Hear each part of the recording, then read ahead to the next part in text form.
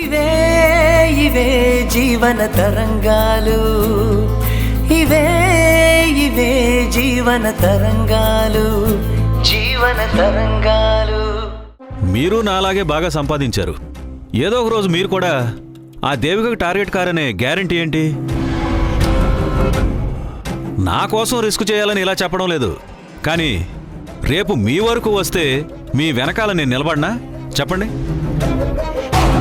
మీరు చెప్పేది కూడా నిజమే.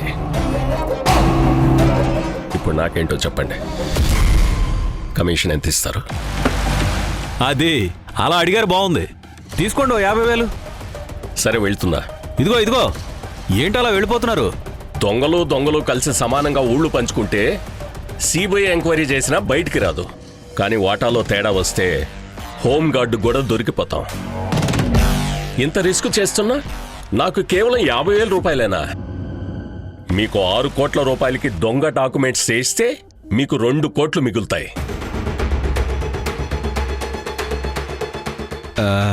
అందులో 10 లక్షలు చీటెడ్ అకౌంటు, అదే చార్టెడ్ అకౌంటెంట్ భాస్కర్కి ఇస్తున్నాను. ఆయన నోటి మాటకే 10 లక్షలు. మరి నేను ప్రామిసరీ నోట్ల మీద డాక్యుమెంట్స్ చేయించిస్తే 50,000 రూపాయలేనా? 6 కోట్ల మీద 2% అంటే 12 లక్షలు ఇవ్వండి. ఇదిగో రఘురామ్, 12 లక్షలు అంటే ఎక్కువయ్యా.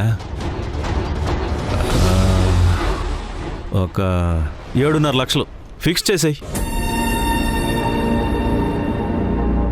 సరే, వచ్చేవరం కలుస్తాను. Fix fix.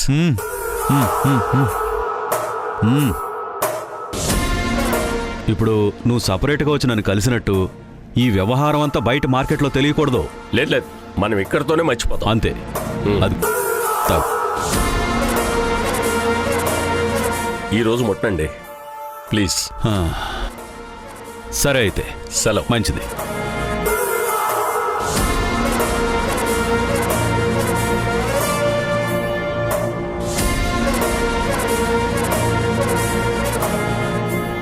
జోజో, అసలు ఆఫీస్ రూమ్ లేకపోతే మనం క్యాష్ కట్టేవాళ్ళమా? లేదు కదా.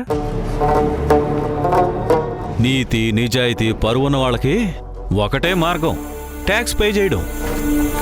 కానీ మనం దొంగలం. మనం ఇలాంటి స్ట్రిక్ట్ ఆఫీసర్ నుండి తప్పించుకోవాలంటే ఎన్నో మార్గాలుంటాయి. రఘురామ్ డాక్యుమెంట్స్ ఇస్తున్నాడు, అప్పుడు నేను ట్యాక్స్ పే చేయాల్సిన అవసరం లేదు. కానీ వీళ్ళకిస్తున్న కమిషన్తో మన హాస్పిటల్లో ఎక్స్ట్రా బెడ్స్ వేయించి పేదలకు సర్వీస్ చేయించేవాడిని. కానీ ఏం చేస్తాం, ప్రభుత్వం ఒక మంచి ఆఫీసర్ని నియమించడం వల్ల జిల్లాలోని పేద ప్రజలందరికీ మన ఉచిత సేవలు దూరం అయిపోతున్నాయి. పేదల గురించి ప్రభుత్వానికి లేని టెన్షను మనకెందుకు చెప్పు? హాయిగా పెగ్గేసుకుని పడుకోవడమే. చూడండి, మీరు పుష్ప మీద కోప్పడ్డం తిట్టడం మాకు నచ్చలేదు. మేం పుట్టినప్పటి నుంచి చేయి కూడా చేసుకోలేదు. చాలా అల్లారుముద్దుగా పెంచుకున్నాం. కాస్త నేను చెప్పేది కూడా అర్థం చేసుకోండి అత్తమ్మా. అర్థం చేసుకునేదేముంది, తల్లిదండ్రులం. మేమే ఎప్పుడూ చెయ్యెత్తలేదు. నువ్వు ఊరుకోవే. భార్యాభర్తలన్నాక చిన్న చిన్న గొడవలు వస్తుంటాయి. ఎందుకండి ఊరుకోవాలి? అన్నిటికీ భరిస్తూ పోవడానికి అదేమీ అనాథ కాదు, మన ఒక్కగానొక్క బిడ్డ. అత్తయ్య, మీకు అసలు విషయం తెలీదు. ఏంటా విషయం? ఇంటికి లేటుగా రావటం, బాస్తో కలిసి రాత్రి 12 గంటల వరకు డ్యూటీ అని పేరు చెప్పి బలాదూర్లు తిరగడం, ఇదేనా?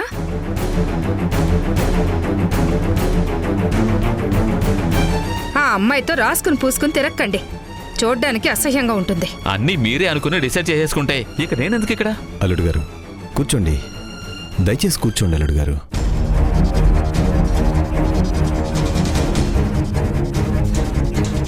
అత్తయ్య, నేను చెప్పేది కొద్దిగా ఓపికతో వినండి. వినకుంటే నేను ఇంత దూరం వచ్చి ఏం ప్రయోజనం? చెప్పండి. నాకు చెప్పకుండా సైట్ తీసుకోవాల్సిన అవసరం ఏముంది? మీకు చెప్తే మీరు ఒప్పుకుంటారా? అన్నీ ఉన్నా అల్లుడి నోట్లో సేన అన్నట్టు వద్దు అంటారు. ఇవ్వాలని మాకుండేది, తీసుకోవాలని పుష్పకుంది, అందుకే ఇచ్చుకున్నాం. నేను ఏ ప్రాపర్టీ తీసుకున్నా రూల్ ప్రకారం డిపార్ట్మెంట్కి ఇన్ఫార్మ్ చేయాలి. చెయ్యండి. మీరు చెప్తేనే కదా నేను ఇన్ఫార్మ్ చేసేది. మీరసలు నాకు ఆ విషయం చెప్పనే లేదు.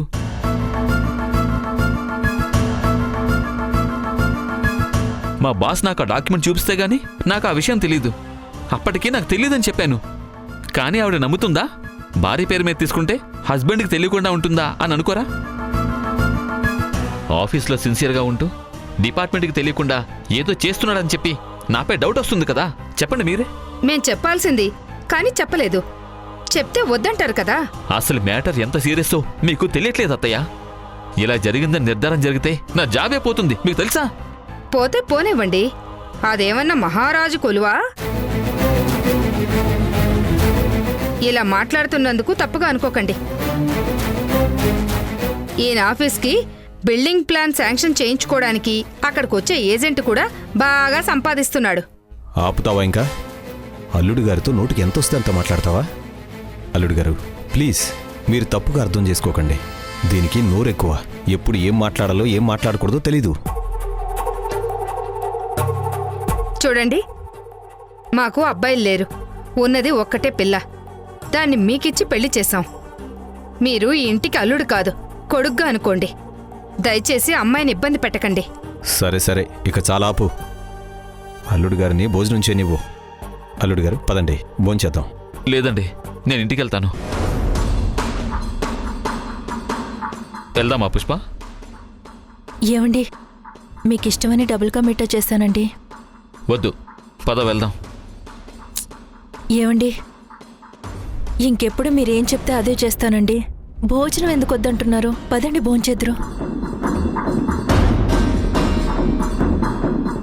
రండి అల్లుడు గారు, సంసారం అన్నాక ఒక మాట అనుకుంటాం. అందుకని మనసు పాడు చేసుకుని భోజనం మానేస్తారా? అల్లుడు గారు పదండి. ఆడవాళ్ళకి ఆశ ఎక్కువ, మగవాళ్ళం మనమే సర్దుకుపోవాలి. రండి.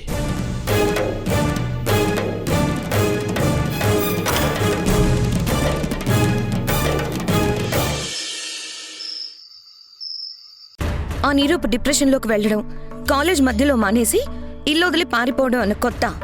ఇప్పుడేదో నేను పెళ్లి చేసుకోకుంటే డిప్రెషన్లోకి వెళ్తాను అంటే దానికి నేనా కారణం? చిన్నప్పటి క్లాస్మేట్ కదా, వచ్చి మాట్లాడితే పలకరించాను. ఇంటివైపే వెళ్తున్నాను, డ్రాప్ చేస్తాను అంటే బైక్ ఎక్కాను. దానికి అంత ఊహించుకుంటే నేనేం చేయను? అదేమన్నా తప్ప? అందుకే వాళ్ళ నాన్న చక్రధర్ని పిలిచి కూర్చోబెట్టి చెప్పాను. దాంతో ఆయన ఊరుకుంటే అయిపోతుండే. నా దగ్గరకొస్తే నేను కూడా అదే చెప్తాను. ఆ చక్రధరికి కొంచెం కూడా తెలివిలేదు.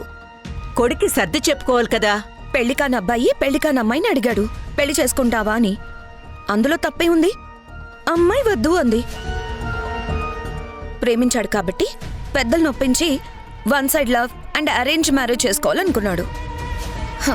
కానీ అంత పెద్ద మనసు లేని ఆ అమ్మాయి తల్లి ఈ పెళ్లి చేయలేము అని చెప్పింది. ఇప్పుడు చూసేవాళ్ళకి ఆ అమ్మాయి వాళ్ళమ్మ ఒక విలన్ కదా. మీ అమ్మతోనే కాదు, మీ పిన్నిని కూడా విల్లన్ని చేశాడా చక్రధర్. అక్కడి నుంచి రాయబారం నడపాలని చూశాడంట. తప్పే ఉంది? కొడుకు జీవితం ఏదైనా దారి దొరుకుతుందా అని అడుగుతున్నారు. నువ్వు కాసేపు ఊరికే ఉండవే. కాలేజీకి బైక్ వేసుకొని వచ్చాడని బైక్ ఎక్కి నవ్వుతూ భుజం మీద చేయి వేసి మరీ వచ్చావు. ఇప్పుడు చూడు ఎంతవరకు వచ్చిందో. ధరణి, అయిపోయింది కదా, ఈ కొదిలే. ఎక్కడయ్యింది? మొన్న నన్ను, నిన్న నిన్ను, ఈరోజు దేవికను అడిగారు. ఇక ముందు కీర్తిని కూర్చోబెట్టి అడుగుతాడు. మా ఆయన సరిగ్గా ఉంటే ఈ పరిస్థితి వచ్చేది కాదు. ఆయన్ని అడిగితే మా అమ్మాయిని మీ ఇంటికి ఇవ్వడం కుదరదు అని ఒక్క మాట చెప్తే అయిపోతుంది. ఆయన సరిగ్గా లేరు కాబట్టి అందరికీ చులకన. ఒకటికి 10 సార్లు అడిగితే కరిగిపోరా? కీర్తి, ఈ విషయం మీద మీ అమ్మ నాపై మాటల యుద్ధం చెయ్యొచ్చు.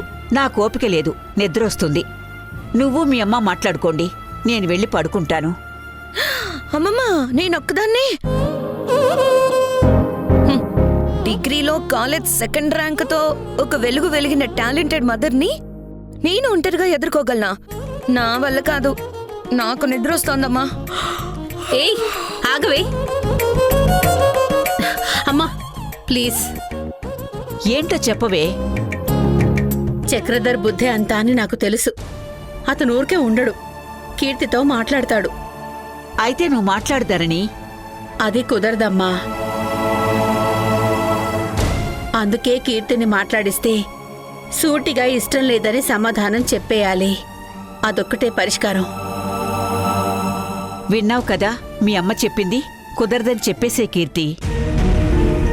చూడు, వాడు డిప్రెషన్లో ఉన్నాడు, లైఫ్ ఫేస్ చేసుకుంటున్నాడు. నువ్వు లేకపోతే బతకడు. పెద్ద మనసుతో వాణ్ణి యాక్సెప్ట్ చెయ్యి అని అడుగుతాడు. కుదరదు అని చెప్పేసేయ్. నిన్ను కలవక ముందు కూడా డిప్రెషన్లోనే ఉన్నాడు. ఇప్పుడు ఇంకెటెళ్తాడో నీకు సంబంధం లేదు. నీ లైఫ్ నీకు ముఖ్యం, సరేనా? అంతే కదా కీర్తి. అలాగే. తర్వాత ఇంకేంటి? మీ నాన్న మహేష్ల వ్యవహారం గురించి చెప్పి నీకు పెళ్లి కాదు అని భయపడతాడు. సరే. పెళ్లి కాకపోయినా పర్వాలేదు, ఒంటరిగా ఉంటాను అని చెప్పు. ఒంటరిగా ఉండిపోనా? అలా చెప్పు అంతే. సరే. తర్వాత? నిన్ను మాటలతో కరగదీయడానికి ఇలా కూడా చెప్తారు. ఈరోజు కాకపోతే రేపైనా నీకు మీ అమ్మ పెళ్లి చెయ్యాలి. చెయ్యాలంటే మంచి అబ్బాయిని వెతకాలి. వచ్చిన వాడికి కట్నం కానుకలంటూ అప్పు చేస్తుంది. నిన్ను ఇంతగా ప్రేమించే మీ అమ్మని అప్పుల్లో ముంచేస్తావా? అదే మా అబ్బాయిని చేసుకుంటే నువ్వు సుఖంగా ఉండొచ్చు, మీ అమ్మ ప్రశాంతంగా ఉండొచ్చు అని మాయ మాటలు చెప్తారు. జాగ్రత్త. ఇంకొకటి కూడా చెప్తాడు. మీ అమ్మకి వయసు అయిపోయింది, ఎక్కువ రోజులు ఉండదు, మీ నాన్నని నమ్మడానికి వీల్లేదు, మీ అమ్మ ఒక్కతే అప్పులు తీర్చడానికి కష్టపడాలి, అదే మా వాణ్ణి చేసుకుంటే ఈ తిప్పలన్నీ ఉండవని చెప్తాడు. నిజమే కదా? ఇదైతే నిజమే. అదే నా భయం కూడా. మా అమ్మ నా కోసం చాలా జీవితం ధారబోసింది. ఇక ఇబ్బంది పెట్టుకునే బదులు ఆ చక్రధర్ కొడుకుని పెళ్లి చేసుకోవడమే మంచిదని నిర్ణయానికొచ్చావనుకో, ఇన్ని రోజులు నిన్ను పెంచి పెద్ద చేయడానికి పడ్డ కష్టానికి కూడా విలువ లేకుండా పోతుంది.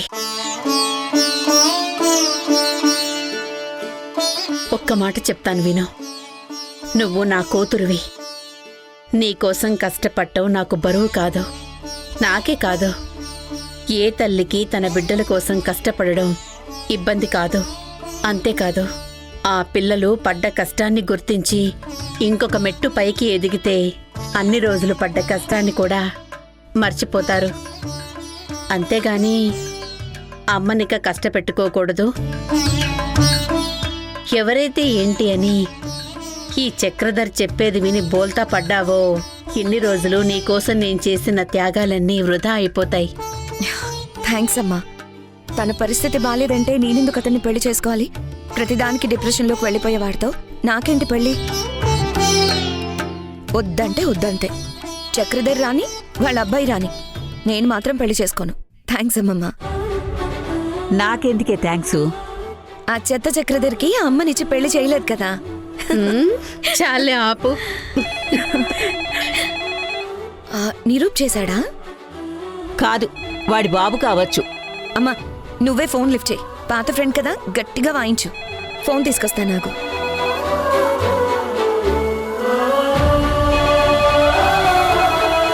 ఇదిగో. హలో. హలో అమ్మా, నేను మహేష్ని.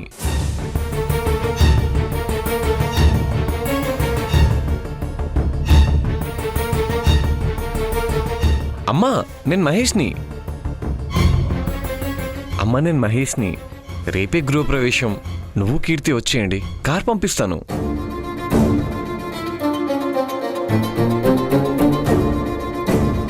అమ్మా కోపం ఉంటే తర్వాత చూపించండి, రేపు మాత్రం రండమ్మా. కనీసం ఒక అరగంటైనా వచ్చేళ్ళండి.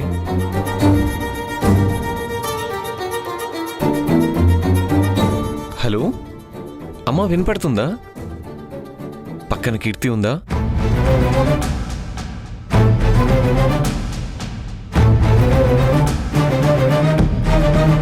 అమ్మా అమ్మా,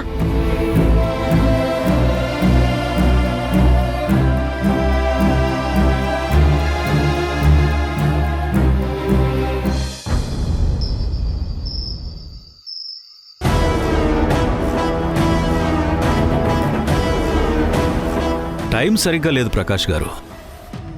ఆ అసిస్టెంట్ కమిషనర్ ఒక ఆడది. ఈ ఆడవాళ్ళ మైండ్ సెట్టే టిపికల్. చెప్తే వినరు. అవును, చాలా స్ట్రిక్ట్ అంట. ఆవిడ జతకి ఈ శ్రీనివాసాలుడు సత్యం. ఆ సత్యం నేను చేసే అసత్యాలను శోధిస్తూ నన్ను సాధిస్తున్నాడు. ఆమె ఆటకి వీళ్ళ అల్లుడు నాగస్వరం ఊతున్నాడు. ఆమె ఆపకుండా బొස්සలు కొడుతుంది. శ్రీనివాస్ గారు, మీ అల్లుడిని మీరు కంట్రోల్ చేయొచ్చు కదా. అది ఆయన వల్ల కాదులేండి. సార్, మా అల్లుడు జగమండి, ఆర్గ్యూ చేయలేం. పెళ్లికి ముందు చూడాల్సిందే. లైట్ మైండెడ్ అయి ఉంటే ఇప్పుడు ఎంత బాగుండేది. సార్, అల్లుడిగా నిజాయితీపరుడే కావాలనుకుంటాం, కానీ మా అల్లుడు ఆఫీస్లో కూడా నిజాయితీపరుడే. ఏం చేయను? అలాంటివి అడిగి తెలుసుకునేవి కాదు, చెప్పి మార్చేవి కాదు. అయితే ఏమీ చేయలేమంటారు? ఆ దేవిక నా మీద కేసు వేయడానికి నా నీళ్లా తిరుగుతుంది. ఈ పరిస్థితుల నుంచి బయటపడడానికి ఆ చార్టర్డ్ అకౌంటెంట్ భాస్కర్ ఒక సలహా ఇచ్చాడు. మరైతే పాటించండి. అది నర్సింగ్ హోమ్ కడుతున్నారు కదా, దానికి శాంక్షన్ అయింది 200 గజాలే. కట్టింది అటు ఇటుగా 400 నుంచి 500 గజాలు. దాన్ని రెగ్యులరైజ్ చేయించాలని చెప్పారు. అంతేనా? రివైజ్ ప్లాన్ సబ్మిట్ చేయండి. నేను ఇన్స్పెక్ట్ చేసినట్టుగా ఇచ్చి సంతకం పెట్టేస్తాను. అయితే ఒక మాట చెప్పండి సార్. ఏంటో? శ్రీనివాస్, ఏం లేదు, ఇంకా 400 గజాలకి ప్లాన్ శాంక్షన్ కావాలి. ఇప్పుడు 100 గజాల్లో బిల్డింగ్ కట్టాం. ఇక 400 గజాల బిల్డింగు రేపటి నుంచి స్టార్ట్ చేసి ఇంకో 6 నెలల్లో కంప్లీట్ అవుతుంది అన్నట్టు డాక్యుమెంట్స్ కావాలి.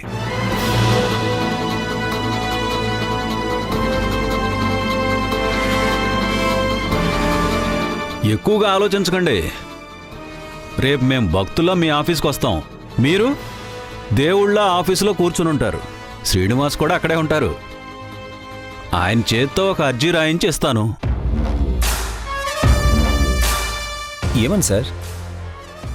ఊర్లో ఉన్న జనాలందరికీ నేను కట్టబోయే నర్సింగ్ హోమ్ ఉపయోగపడాలి కాబట్టి ఇన్ని రోజులు 200 గజాల్లో కట్టిన నర్సింగ్ హోమ్ 500 గజాల వరకు విస్తరించేందుకు ప్లాన్ కావాలి. దాన్ని మీరు అప్రూవల్ చేస్తే చాలు, మాకెంతో హెల్ప్ చేసిన వాళ్ళు అవుతారు.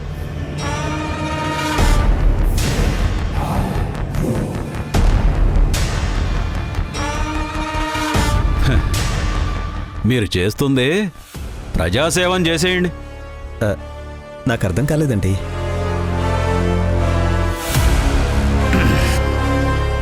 ఇప్పుడు 500 గజాలంటే ఇంచుమించుగా 8 కోట్లు అవుతుంది.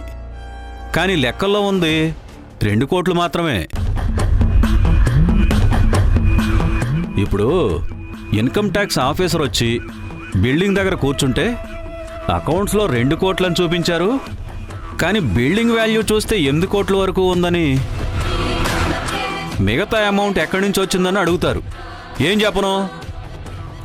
లెక్కల్లో లేదని నేలను నాకేస్తుంది. 6 కోట్లు 6 కోట్లు ప్రకాష్. దానికి ట్యాక్సు, ఇంట్రెస్టు, పైగా పెనాల్టీ అంటే ఆ బిల్డింగ్ పై ఫ్లోర్ నుంచి గ్రౌండ్ ఫ్లోర్ మీద పడ్డట్టు అవుతుంది నా పరిస్థితి.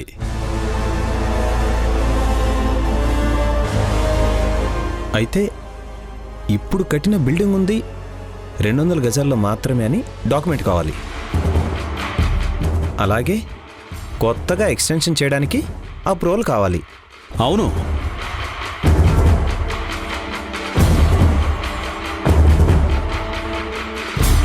అలా చేయలేనండి.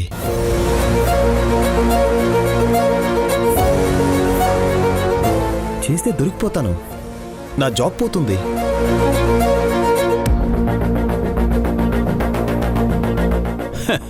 నేనున్నాను కదా ప్రకాష్. కాదనడం లేదు. ఇప్పుడు ఇన్కమ్ ట్యాక్స్ వాళ్ళతో వ్యవహారం, వాళ్ళు డీప్గా ఇన్వెస్టిగేషన్ చేస్తే ఈజీగా దొరికిపోతాం. ప్రాబ్లం అవుతుంది.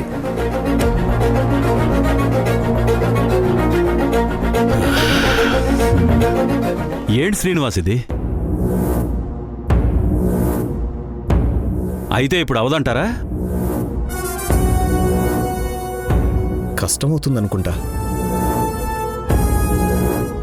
డబ్బులు ఎక్కువ ఇస్తానయ్యా. ఇన్కమ్ ట్యాక్స్ వాళ్ళని 6 నెలలు అక్కడికి రానివ్వకుండా మేనేజ్ చేస్తా.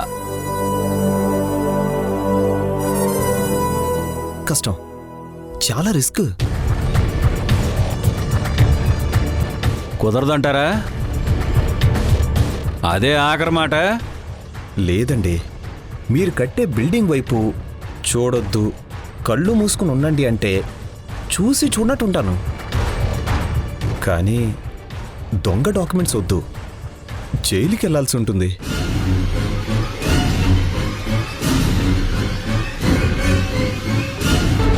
అయితే మీరు మీ కూర్చొని వదిలేయండి.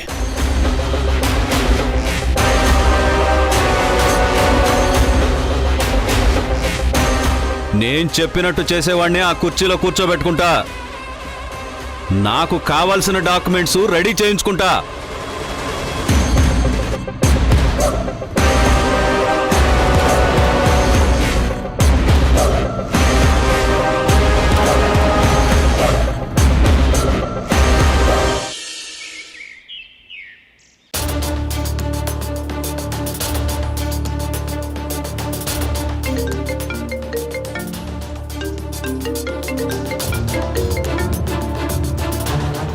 హలో, చెప్పండి సత్యం గారు.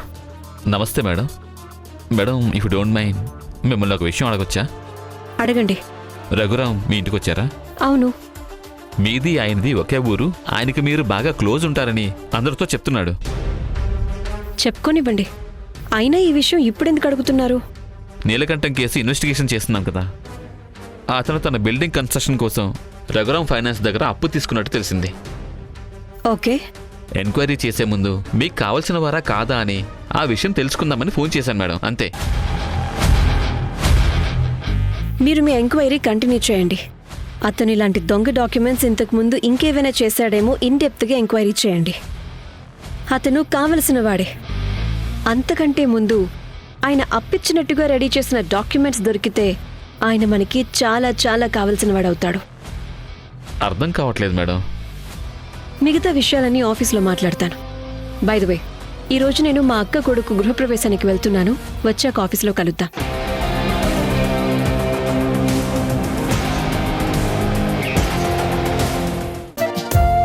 మహేష్ ఫంక్షన్కి రమ్మని ఫోన్ చేశాడు. ఎలాగూ వెళ్తున్నాను కదా, అందరం కలిసి వెళ్ళొచ్చని ఇలా వచ్చాను. నన్ను అమ్మని మాత్రమే పిలిచాడు, అమ్మమ్మని పిలవలేదు. అమ్మమ్మని ప్రత్యేకంగా పిలవకపోతే ఏమవుతుంది? పిలవకపోవడం కాదు పిన్ని, అమ్మమ్మని ఫంక్షన్కి రావద్దని చెప్పాడు. ఎందుకంట? ఫంక్షన్కి పెద్ద పెద్ద వాళ్ళు వస్తారట. వాళ్ళ మధ్యలో అమ్మమ్మ పాత ముతక చీర కట్టుకుని కనిపిస్తే వాడికి చిన్నతనంగా ఉంటుందట. ఇక చాలు, ఆపు.